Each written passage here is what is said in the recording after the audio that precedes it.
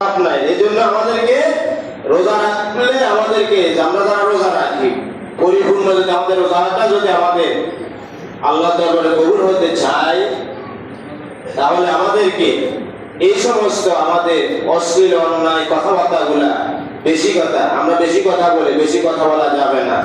যেহেতু রাসূল সাল্লাল্লাহু আলাইহি ওয়াসাল্লাম ঘোষণা করেছে আমরা যে রোজা রাখি রোজাদার ব্যক্তির জন্য কি অবস্থা আল্লাহ রেখেছেন। আল্লাহ রাসূল সাল্লাল্লাহু আলাইহি ওয়াসাল্লাম সঙ্গে মান সামা রামাদান ওয়া গফারা লাহু মা তাকাদ্দামা মিন যামবিহি। সুবহানাল্লাহ। যে ব্যক্তি খালেস নিয়তে ইবাদত করে রমজান মাসে রোজা রাখবে আল্লাহ সুবহানাহু ওয়া তাআলা তার জীবনের সমস্ত গুনাহ খাতাগুলোরে মাফ করে দিবেন সবাই আমিন আমিন।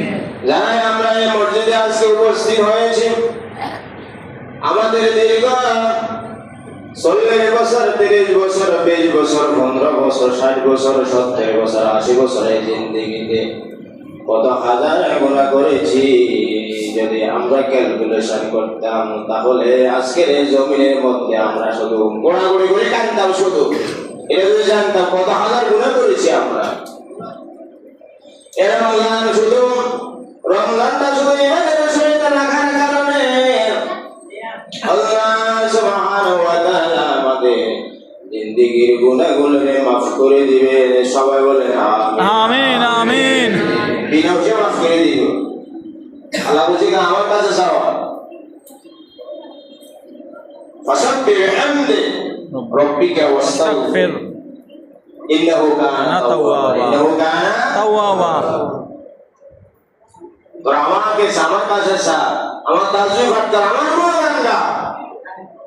যদি গাইতে পারো তাহলে আমি তোমাদের জিন্দেগীর সমস্ত গুনাহ খাতাগুলোর মাফ করে দিবেন। কি করে দিবেন? মাফ করে দিবেন।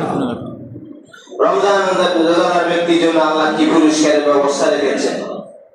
রোজার ফজিলতের অংশ রোজাদার ব্যক্তি, যে ব্যক্তি রোজা রাখবে আল্লাহর কাছে একটা খোদা বিধি থাকবে, ফরজিয়ারি থাকবে, তার কাছে ডর পাপ লাগবে। যে ব্যক্তি খালেজ রোজাদার।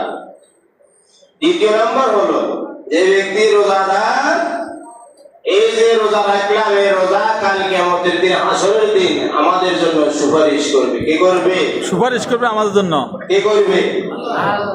আমরা যে আমাদের পরিবার পরিজন আত্মীয় স্বজনের জন্য আমরা কত কিছু করি, তারা কি আমাদের জন্য সুপারিশ করবে? না।